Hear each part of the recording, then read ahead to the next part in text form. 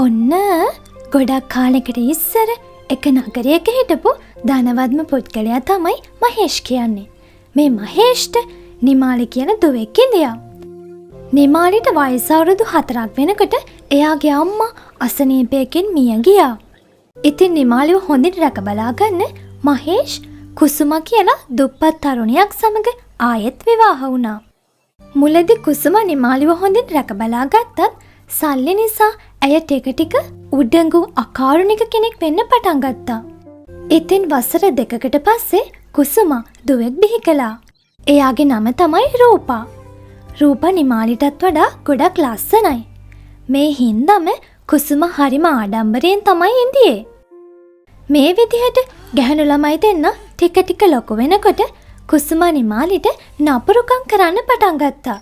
රූපත් නිතරම එයාගේ අක්කා නිමාලිත් එක්ක තරහින් තමයි ඉඳියේ.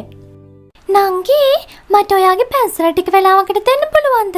මට බෑ. මමයි මගේ පැන්සල ඔයාට දෙන්නේ. ඔයා මගේ නංගිනේ ඉතින් චූටි වෙලාවකට විතරක්. ඔයා මගේ සහෝදරියක් නෙවෙයි. බලන්න ඔයාගේ කැත කළුම කළුයි. ඇයි ඔයා මට හැමතිස්සෙම මේ විදිහට කතා කරන්නේ? තාත්තා ගෙදර ආවහම මම කියනවා. ඉතින් කියන්න. කියලා බලන්නකෝ. බැරි වෙලා හරි ඔයා තාත්තට කියලා තිබ්බොත් එහෙම අපේ අම්මගෙන් ඔයාට හොඳ කුටි පූජාවක් හම්බෙයි. ඊට කලින් මම අම්මට ඇත්ත කියන්නම්කෝ. එතකොට හරිනේ. ඒ වෙලාවෙම රූප බොරුවට හයියෙන් නඩන්න පටන් ගත්තා. රූප අඬන සද්දෙට කුසුම දුවගෙන කාමරේට ආවා. මොකද උනේ මගේ පුංචි කුමාරේ? ඔයා ඇයි අඬන්නේ? අම්මේ බලන්න මේ නිමාලිමට හයියෙන් ගැහුවා. තාමත් රිදෙනවා. නිමාලි තමුන්නා මහ යක්ෂණියක්. පොඩි කාලෙම තමන්ගේ අම්මව මරාගත්තා. දැන් මගේ කෙලටත් රිද්දන්න හදනවද? මෙයා කොච්චර අහිංසක දරුවෙක්ද?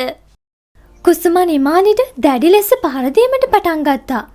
මේක පුරුද්දක් බවට පත් වුණා. රූප බොරු කේලම් කියනවා, නිමාලි ගුටි කනවා. මේ විදියට කාලය ගත වුණා. ගැහැණු ළමයින් තරුණියන් බවට පත් වුණා. එක දවසක් මහේෂ් දීර්ඝ ව්‍යාපාරික සංචාරයකින් පස්සේ ආපසු පැමිණියා. රූප මුලින්ම එයාගේ තාත්තා ළඟට දුවලා ගිහිල්ලා තෑග්ගක් විදියට එයාට ඇඳුමක් ඕනි කිව්වා. නිමාලිත් තමන්ගේ පියා පිළිගන්න යන්න හැදුවත් කුසුමයට යන්න ඉඩ දුන්නේ නැහැ. ඔයා කොහෙද දුවන්නේ? නංගිටයි තාත්තටයි ටිකක් නිදහසේ ඉන්න දෙන්න. තාත්තා කාලෙකින් ගෙදර ආවේ. අනික ඉස්සෙල්ලම ඔයාගේ මූණ දැක්කොත් තාත්තගේ මුළු දවසම මූසල වෙයි.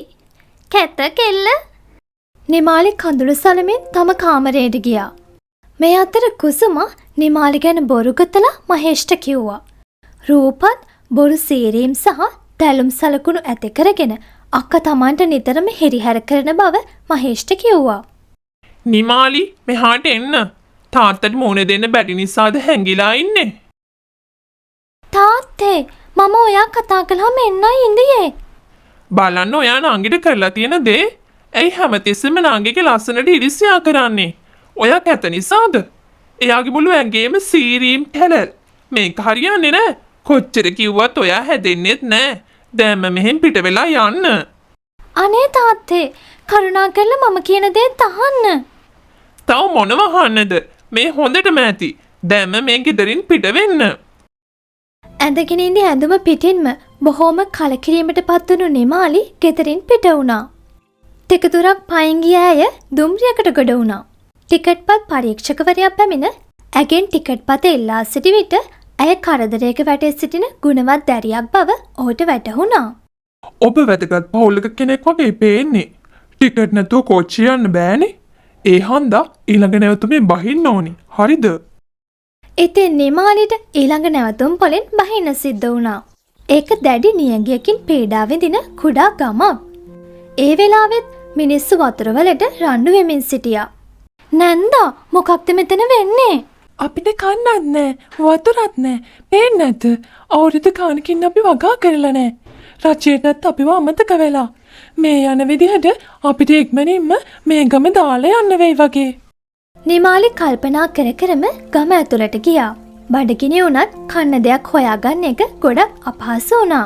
අන්තිමට අය තමන්ගේ රන් මාලය විකුණලා නවාතනක් සහ මූලික ආහාර මිලදී ගත්තා.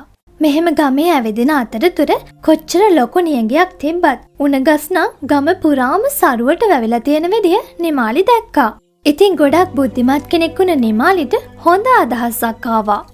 ගමේ වැඩිහිටියෝ පවත්වන රැස්වීමට සහභාගී වුණ ඇය ගමේ මිනිස්සුන්ට එයාගේ මේ අලුත් අදහස කිව්වා. අපිට මේ වෙලාවේ මොනව නැති වුණත් ගමේ ඇති තරම් උණගස් තියෙනවා. අපිට පුළුවන් මේ වයින් ලස්සන භාණ්ඩ හදලා විකුණලා මුදල් උපයන්න. ඉතින් මුලදී අකමැත්තෙන් වුණත් අන්තිමේදී ගම්වැසියන් ඇය කෙරෙහි විශ්වාසය තැබුවා. ඔවුන් උණබම්බුවත්කම් සෑදීමට පටන් ගත් අතර ඒ තුළින් හොඳ ආදායමක් උපය ගන්නත් හැකි වුණා. ඉතින් ඒ වගේම නිමාලිගේ බුද්ධිමත් තීරණ නිසාම ගමේ මිනිස්සු ගඟ පිරිසිදු කරන්න සහ ජලය ගබඩා කරන්න වේල්ලක් ඉදි කරන්න කටයුතු කරා. ඉතින් ගම නැවතත් ශාස්ත්‍රීක වුණා. දිනක් ගමේ ගම්මුලා දෑනිතුමා නිමාලි මුණ ගැහෙන්න ආවා.